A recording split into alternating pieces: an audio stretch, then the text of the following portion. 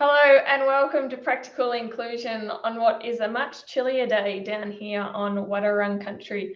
And I would like to start by acknowledging the traditional custodians, the Wadawurrung people, and pay my respects to their elders past and present. And a huge big shout out to any Aboriginal and Torres Strait Islanders who are joining us today. My guest, Lacey-Jade, I'm not sure whose country you're sitting on today. Whose would that be?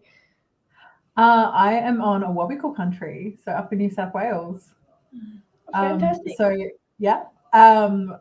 And it's interesting because I have not had to do a welcome to an acknowledgement of country from Awabakal country before, but something that we used to do at school a lot. So, it's beautiful country up here.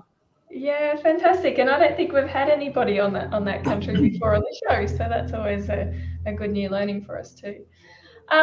Thank you for joining me today. We met a number of years ago at what I recall, I think, was a Sapphire event, which was an event for queer women, I believe, for I think it's Pride and Diversity's network. And we haven't really chatted since, but I've come across you a lot on social media. And from what I have seen from when I first met you till now, is the word influencer, is that a real thing? Are you an influencer? Because it certainly seems that way on Instagram. Yes. I don't know, I always had an issue with that term, but now I kind of wear it with a little badge of pride. And but I think my life has changed a lot since we first met. From that event, I actually started volunteering for Out for Australia, and I became their chief marketing officer. So that was quite a while ago. Yeah. Oh, I didn't realize that. So we'll give you an opportunity to introduce yourselves. Just before I do, for those watching either live or on the replay, please send through questions, comments. We love to see them, and we love to ask the questions live if we can, but also we'll engage with the post afterwards and respond to your questions and your comments thoughts. So please feel free to do that. And I will start, as I usually do on this show, and ask you to tell us a little bit about your story. How did that journey transpire, I guess, throughout your life before we met, but also then since then, and to be now in the position that you're in? So when we met, I was in the process of making some changes and trying to pivot to a more digital presence. But a lot changed during COVID, and new platforms have popped up like TikTok. And my story started maybe about 5 years ago. I went overseas and I kind of did a whole life U-haul. A whole life haul. I ended a relationship. I quit my job. I finished my master's degree. And then I was like, you know what? I'm done. And I left the country. I went to the UK for a year. And there's nothing more freeing than being in a country or in an environment where nobody knows you and you get to explore all these different sides of yourselves. So for me, that meant exploring my body as far as how I felt in my body, but also fashion, really getting to be a bit more out there with my fashion choices. And I was also exposed to a lot of body positivity, plus size fashion influences that we didn't necessarily have in Australia at the time. And plus size fashion in particular, there aren't a lot of options in Australia. So going overseas and having options and getting to dress a bit more edgy, those kinds of things really changed my whole life. So when I was overseas, I went to Brighton Pride, and one of my friends bought me a set of unicorn pasties and was like, this is what you have to wear to Pride. And I was like, oh, Jesus, okay. And so I did. I wore nothing on top but unicorn pasties and a see-through skirt with a high-waisted bikini bottoms. And I was so nervous. I was so afraid that I was going to get egged on the street. And I had so many people come up to me that day and tell me how nice I looked. But more importantly, I had people come up to me and tell me what a difference it made seeing someone in my body dressed like that, and how people wish they had my confidence. And so I decided after those interactions that I wanted to be the change I wanted to see in the world. And I swapped my platforms to public and mostly body positivity and plus size fashion, so that people could actually see representation. And since then, I've discovered this amazing body positivity and fat liberation community on social media. And I'm not alone in my fight, which is great. But yeah, and now we're here. So now I'm on Instagram and TikTok, doing specifically those things, sharing brands. I love sharing Australian brands, but also having conversations around words like the word fat and diet culture and eating disorder recovery, and really providing safe spaces for people to be able to come and ask questions, but also just share their experiences, because sometimes you feel very alone. And it's really nice to know that you have a place where you can go, even if it's just into my inbox and we can have a chat. But I love more than anything sharing people's experiences on my stories and then getting to like connect people, so that people have community. Amazing. Now, you mentioned the word fat then. And I just recently read a book, and I've meant to have the title in front of me because I've forgotten the name of it, but it's by Bree Gorman, and it's about anti-fat bias. And it was really a totally eye-opening book for me. I'll put the link in the comments. And she spoke then about this idea of anti-fat bias, something that should have been on my radar, being in diversity and inclusion, but wasn't.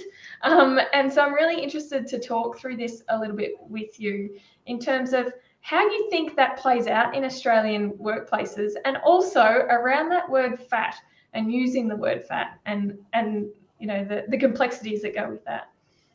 Yeah, so Bree Gorman is amazing. Before she came out to the world as who she is, her moniker was Your Fat Friend.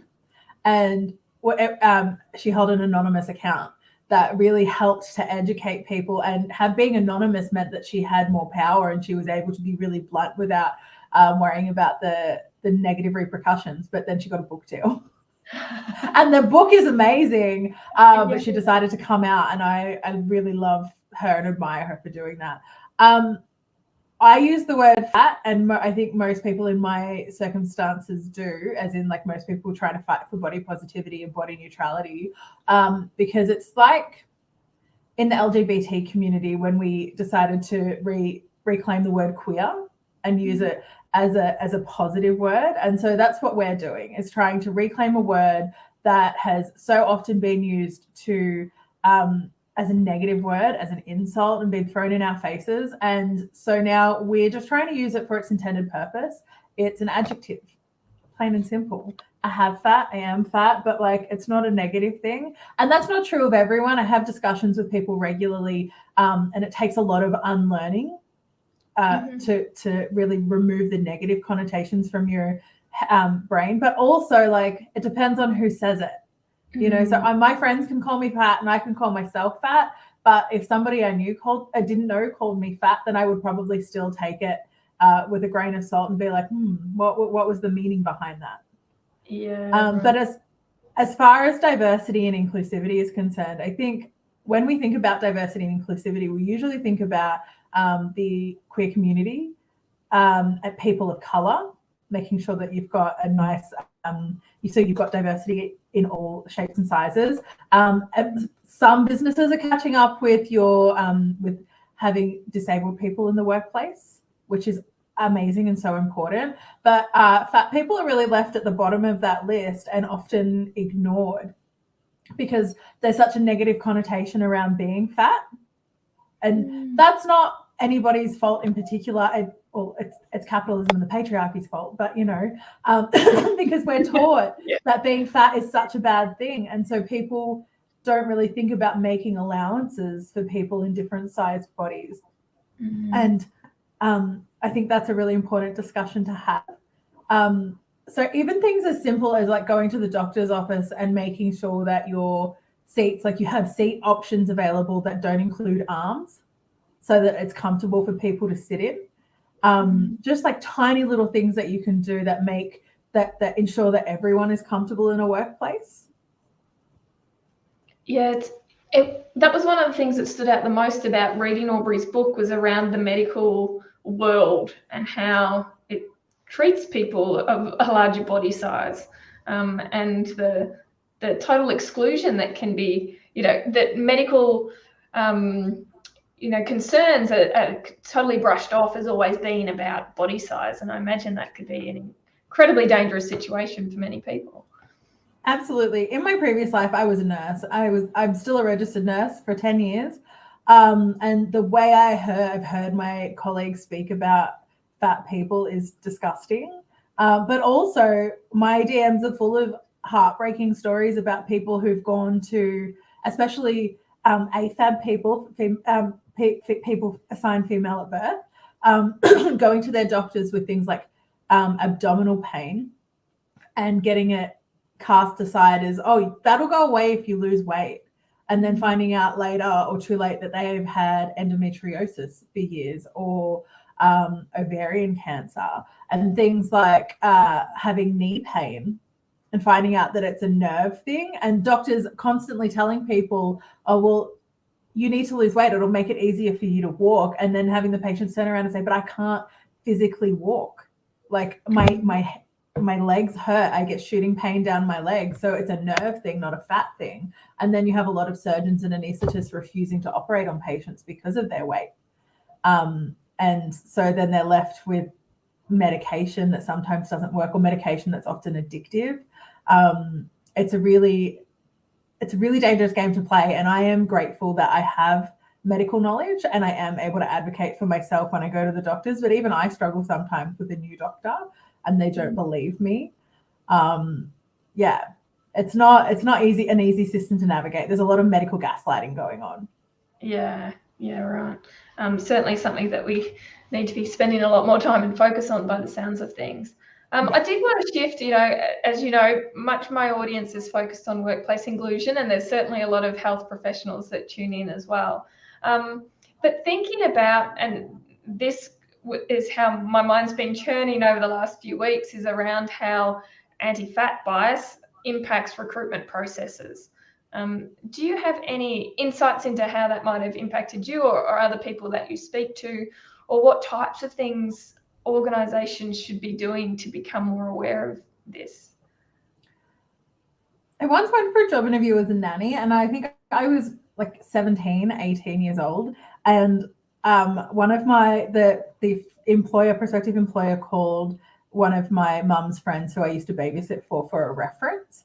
And my mum's friend gave me a reference, but then the lady who was my prospective employer said to her, I don't think I'm going to hire her because she's too fat, because she had concerns that I wouldn't be able to do the job.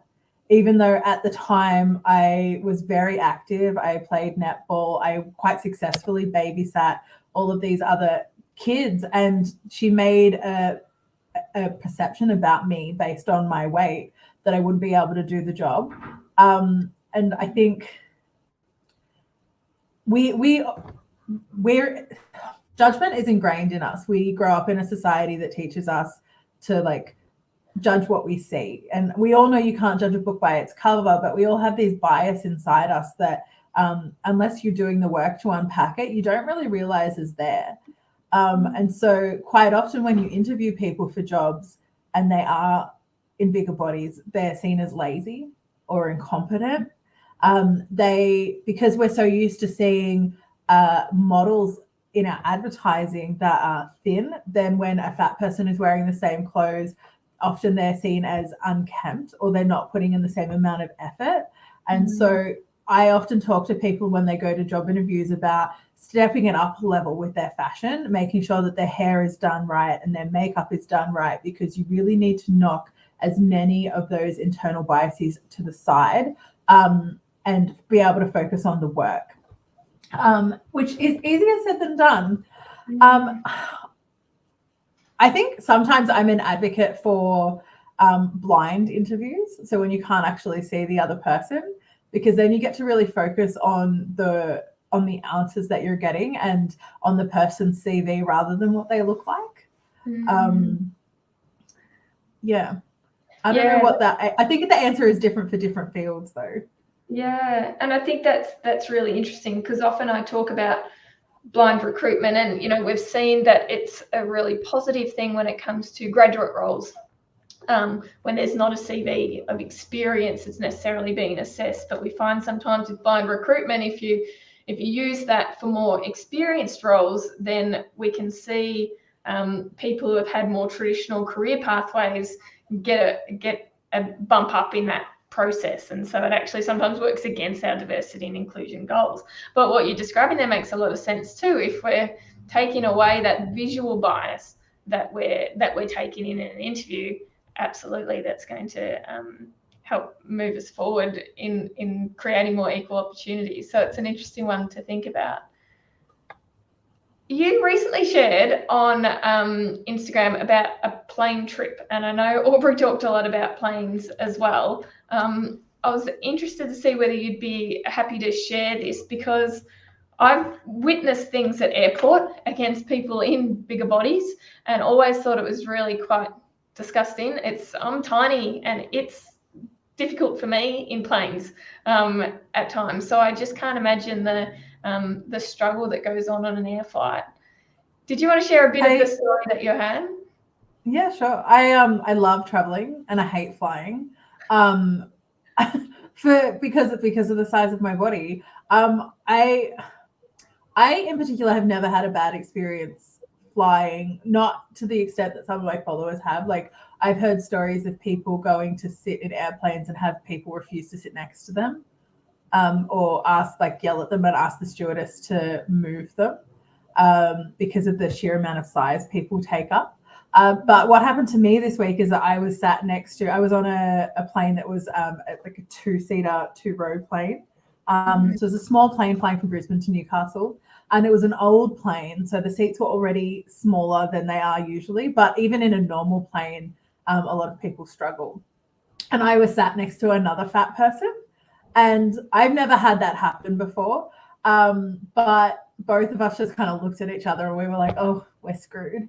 And the plane was full, so neither of us could move, and so we had to sit next to each other. And my own discomfort came from the fact that he was also a man, which made me a little bit uncomfortable. So we are squeezed into these tiny seats, which I already overflow. Like my thighs already come out under the armrest, and so does his.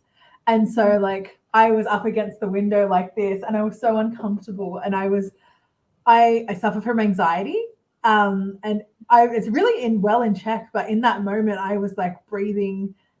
Doing some breathing exercises because I couldn't really feel my toes, and like everything was kind of squished in there. And then you have to ask for a seatbelt extender too, which depending on the flight attendant can be quite embarrassing, because some people make a big deal of it. I've had beautiful service with people just like sliding it to you, no big deal. But there have been times where people are like, "Oh, really?"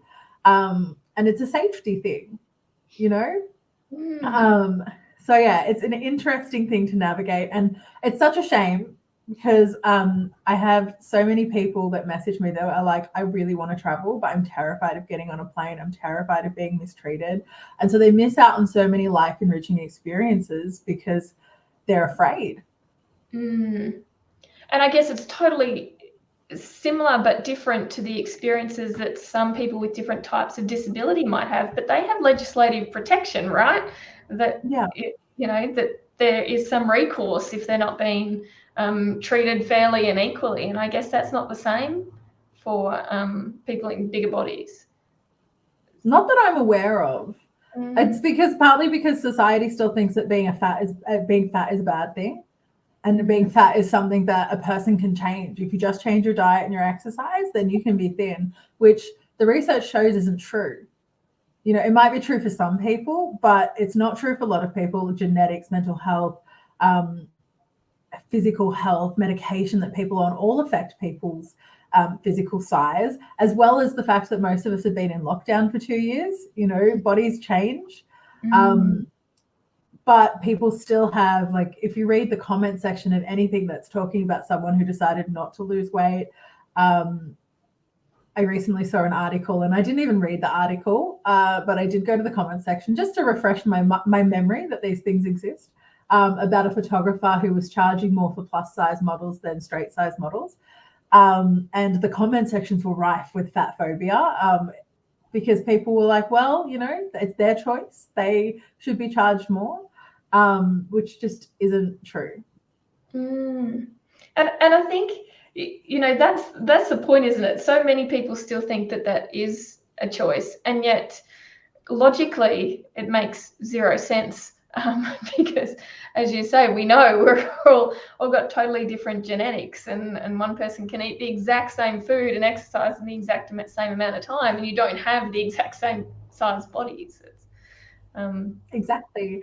And so more often than not, I find that my fat friends, they don't eat as much as my thin friends, especially when we're out in public, because they're so afraid of being judged by what they're putting in their mouth, and they're so self-conscious. So, and you can't tell a person's health or worth by the size of their body. No. Wow. Yeah, this has been really enlightening. Now, before we wanted to end, I did want to talk about intersectionality. And I wanted to talk, because I often talk about this on the show, and I wanted to understand if there's any particular things that add extra challenges or different experiences in your world, being queer and being fat. And is it okay in that situation for me to say fat? I'm still a Yes, little absolutely. use the word. Yeah. Much like with those kind of triggering words in the LGBT community, I think it depends on the person that you're talking to, but I'm fine with that.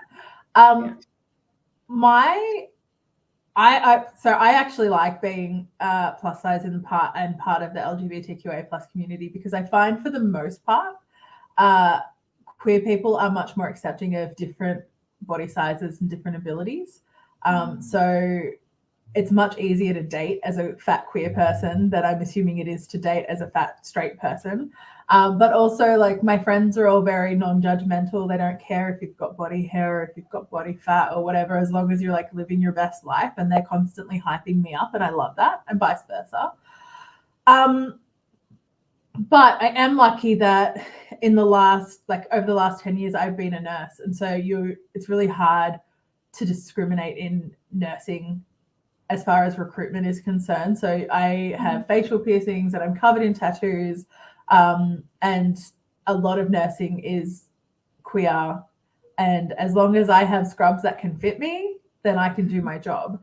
But I have recently made a change to social media and journalism. But I am yet to face any kind of backlash about that, because my platforms are the way I advertise my skill set. And so people are very well aware of what I do and who I am before I walk into the interview. So I usually find that I don't get a lot of pushback because I'm there for a reason. And it's usually because I'm fat and queer. So it works to my advantage. Beautiful. I like to hear stories like that. And it is so wonderful to hear too that description of the queer community being perhaps more inclusive, and which sometimes it is and sometimes it isn't. So we certainly know that. Now, I'm really interested in hearing from you. Are there any other topics, messages that you would like to give to this particular audience today? I think mostly that body neutrality is the goal. So body neutrality means that you just exist in your body. You don't necessarily have to feel good about it or bad about it. That it just is. But it's a roller coaster. And so even when you spend all your time trying to debunk your diet culture learnings, especially if you grew up in like the 80s and 90s, there's a lot to unpack there. But it's okay to wake up and still not feel great about your body. Some days I describe this journey as a roller coaster, and some days I've been doing this for 5 years, and even I wake up some days and I'm like, you know what? I'm not having a great body day. And that's okay, because you need to sit in that discomfort and really just digest it and get on with it. But those moments of discomfort really help you appreciate the better days as well, and really help you to learn what it is about yourself that you are uncomfortable with, and so you're better able to challenge those thoughts. Okay, just drawing on from that, the difference between, I liked what you're describing there about body neutrality. I haven't heard that before. The body positivity movement. What is that, and is that adverse? I guess, does it conflict with this body neutrality idea, or? It does. So body neutrality is the idea, like I said, that your body just exists. And it's, for most people, it's the goal. Body positivity was originally the goal because it was a movement that was easily advertisable. It was clickable. People understood the concept of having a body and being positive about it. But it is a movement that has been co-opted by like thin white women on social media. So it's the new wellness, you know. So it has been kind of diet culture washed. And so you'll still see your body positive posts like body positivity. The body positivity hashtag on TikTok is my least favorite place to be because it is full of thin women who are like, oh, I love my body. And of course, there is a place for body positivity for thin people because we all are subjected to diet culture and we all have hang-ups about our bodies. But I think it's really important to acknowledge that the body positivity movement was started by fat Black women in an effort to get more equality for their bodies because they are, of course, the most susceptible and the least represented, especially when it comes to medical things. So we moved from body positivity to body neutrality. And then there's also fat liberation. So fat liberation goes a step further and is like your activist groups. And I love those hashtags because they're where you find the babes who are sharing the most information and really pushing back against societal norms. Awesome. So there's some tips for us then and for the listeners to be checking out some of those hashtags. Now, I would encourage everybody to follow you on Instagram and TikTok. I haven't followed you on TikTok yet, so I'll have to jump across and do that because you really do. Not only are you so wonderfully consistent on there, but you're sharing such good messages and important messages and really rocking it on there. So please, everybody, go and follow Lacey-Jade. Thank you so much for coming on today. And it kind of irks me that I haven't tackled this topic yet on this show. So I'm glad we have now, and it won't be the last time. I think particularly in the diversity and inclusion space, this is not something that I've heard people talking about in Australia. And I think it's really important that we start doing so and including it in our work, because after all, our goal is for inclusion for everybody. And if there's people that are missing out and experience bias and discrimination, then that's our job to be better and to be creating positive, intentional inclusion. So thank you for coming on. For those of you who are listening, I have dropped a new blog this week around inclusive leaders. I don't know what it is about inclusive leadership this year, but it's certainly a trend and people are keen and booking up the workshops. So if you think that there's some value in having an inclusive leadership workshop in your organisation this year, particularly with your leaders, please reach out because the calendar is booking and it's becoming a little bit harder to find people's slots. But we seem to be having some real positive outcomes from those workshops. So jump on the website, breegorman.com.au, and you can find out more about them. Thanks, everybody, for listening. I can see that there's some comments there, and I'm looking forward to reading through them afterwards. And Lacey-Jade, we might see you on again, and enjoy your new job. Awesome. Thank you. All right. Bye.